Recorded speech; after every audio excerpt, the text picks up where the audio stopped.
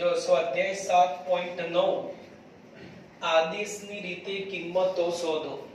પહેલો જ દાખલો 0 થી 1 x upon x વર્ગ plus 1. આમ તો આપણે શરૂઆતના સ્વાધ્યાયમાંની ટૂંકી રીત કરી હતી. છેદ કરતા અંશમાં ઘાત નાની અને ક્રમિક છે. જો 2 અને 1 તો છેદનું વિકલન ઉપર બનાવી શકાય.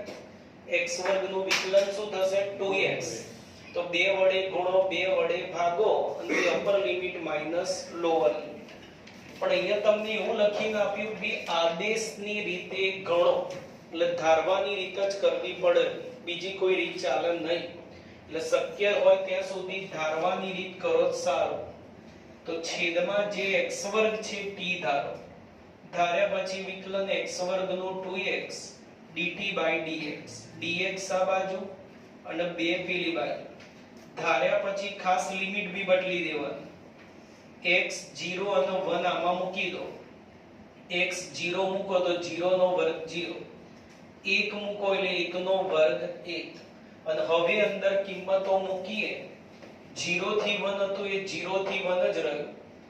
x dx ની કિંમત dt by 2 અચળ ભાગ x વર્ગની જગ્યાએ t, છેદનું વિકલન ઉપર એટલે log mod છેદ, upper limit minus lower limit. t1 મૂકો એટલે 1 plus 1 2 અને 0 મૂકો એટલે 1, log 1 0 એટલે 1/2 log 2 એનો જવાબ. જો દાખલા નંબર 2 0 થી π/2 રૂટ sin phi cos ની 5 અને d phi phi પ્રત્યે સંકલન કરવાનું. હમણાં આગળ કીધું એમ જ કે આદેશની રીત એટલે ધારવાની રીત કરવાની. તો અપૂર્ણાંક ઘાત વાળું પદ હોય ને એ ધારી લેવાનું. રૂટ sin phi x ધારી એટલે રકમ x માં આવી જાય. ધાર્યા પછી વિકલન સરળ કરવા બંને બાજુ વર્ગ. d phi જે એટલે phi પ્રત્યે વિકલન કરવાનું. ધારો ને તો કન્ફ્યુઝન વધારે થશે. d phi આપ્યા રકમમાં એટલે phi પ્રત્યે વિકલન. sin phi નું વિકલન cos phi, t² નું વિકલન 2t, t અશુદ્ધ એટલે dt upon d phi.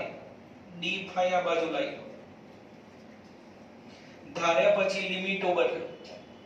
x ની phi આ d phi એટલે phi ની લિમિટો કહેવાય.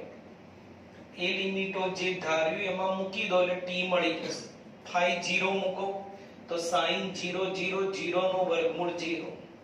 π/2 મૂકો, sin π/2 1 1 નું વર્ગમૂળ 1.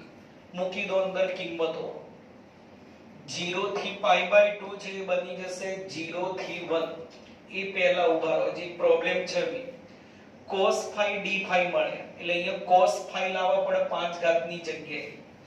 તો એનું પહેલા વિસ્તરણ કરીએ. 0 થી π/2 રૂટ sin phi એમનો એમ.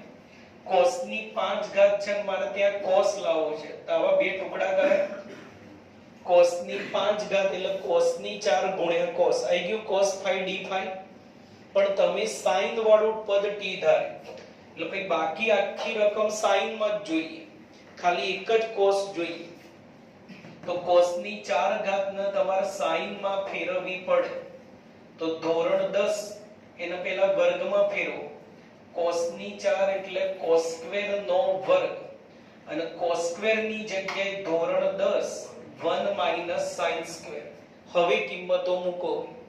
કારણ કે d phi જોડે એક જ cos છે, d phi જોડે એક જ cos જોઈએ એટલે તમે sin વાળો t ધાર્યું તો એટલે બાકી બધાને sin માં ફેરવવા પડે. પહેલું તો sin માં હતું જ એટલે આને તમારે sin માં ફેરવવા. cos ની 4 cos² નો વર્ગ લખ્યો, cos² ની કિંમત મૂકી. હવે બધું મૂકો. લિમિટ 0 થી π/2 હતી એ 0 થી 1. રૂટ sin phi t ધારે. sin phi ની જગ્યાએ t વર્ગ અને એનો એ વર્ગ છે એટલે t ની 4 ઘાત થશે. sin phi ની જગ્યાએ અંદર t વર્ગ નો વર્ગ એટલે t ની 4, 12 નો વર્ગ તો એમનો એમ. cos phi d phi ની કિંમત 2 અચળ 12 t અને dt. t into t t વર્ગ. અહીંયા વર્ગનું વિસ્તરણ 1 નો વર્ગ 1 મધ્યમ પદ 2t ની 4, છેલ્લાનો વર્ગ એટલે 4 દુ 8, t સ્ક્વેર વડે ગુણી દો અંદર એટલે t સ્ક્વેર 6 ઘાત અને 10 ઘાત. હવે સંકલન t ની ઘાતમાં અચળ એટલે સંકલન એકદમ સરળ. ઘાતમાં 1 નો વધારો નીચે એની 1 ઘાત. અને હવે upper limit minus lower limit. t ની જગ્યાએ બધે 1 મૂકી દો, t ની જગ્યાએ 1, માઈનસ t ની જગ્યાએ 0 મૂકો એટલે બધું 0 થઈ જાય. કૌંસની અંદર લસા આવશે, છેદમાં 3 7 અને 11 છે તો 3 ગુણ્યા 7 ગુણ્યા 11 લસા.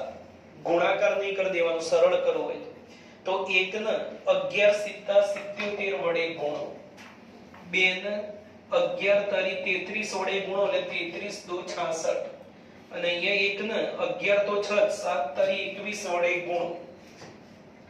અંશમાં સરવાળા બાદબાકી.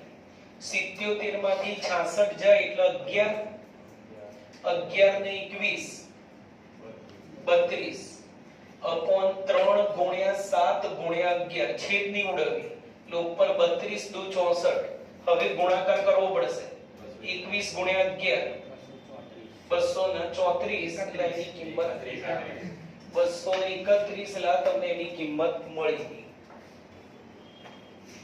જો દાખલા નંબર 4, 0 થી 2 x √x + 2dx. આદેશની રીતે ગણો એટલે જે અપૂર્ણાંક ઘાત વાળો પદ છે t ધારો. આદેશની રીત એટલે ધારવાની રીત કરવાની, એટલે મોટા ભાગે જે અપૂર્ણાંક ઘાત વાળો પદ હોય એ ધારી લેવાનું. વિકલન સરળ કરવા બંને બાજુ વર્ગ. x પ્રત્યે વિકલન, x નું 1, 2 નું 0, t² નું 2t, t નું dt/dx. dx પેલી બાજુ જાય. ધાર્યા પછી લિમિટ તમારે બદલવી પડે, એટલે x 0 મૂકો તો t થઈ જશે √2, અને x 2 મૂકો તો 2 ને 2 4, 4 નું વર્ગમૂળ 2. એટલે હવે રકમ બનશે 0 થી 2 હતું એની જગ્યાએ √2 થી 2. x ની કિંમત થશે t² - 2 આની મદદથી. રૂટ વાળું પદ આપણે ધારી લીધું t, અને dx ની કિંમત 2t અને dt, 2 અચળ બાર. હવે એકદમ સરળ આગળના જેવું t * t, t² વડે ગુણો એટલે t ની 4 અને 2t². સંકલન એકદમ સરળ. ઘાતમાં 1 નો વધારો નીચે એની 1 ઘાત.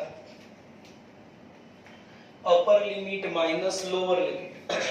t દેખાય ત્યાં પહેલા 2 મૂકી દો, t ની જગ્યાએ 2 એટલે 2 ની 5 32, 2 ની 3 8, 8 દુ 16 અપોન 3, √2 મૂકો, √2 ની 5 ઘાત એટલે 2 2 એટલે 4 √2, √2 ની 3 ઘાત એટલે 2 √2 ને * 2 એટલે એ બી 4 √2 છેદમાં 3. અહીંયા પહેલા 15 લસા, અહીંયા 15 લસા, 15 લસા પહેલા એટલે 32 તરી 96, 16 85. અહીંયા 15 લસા એટલે 4 તરી 12 √2, 5 ચોક 20 √2. સરવાળા બાદબાકી.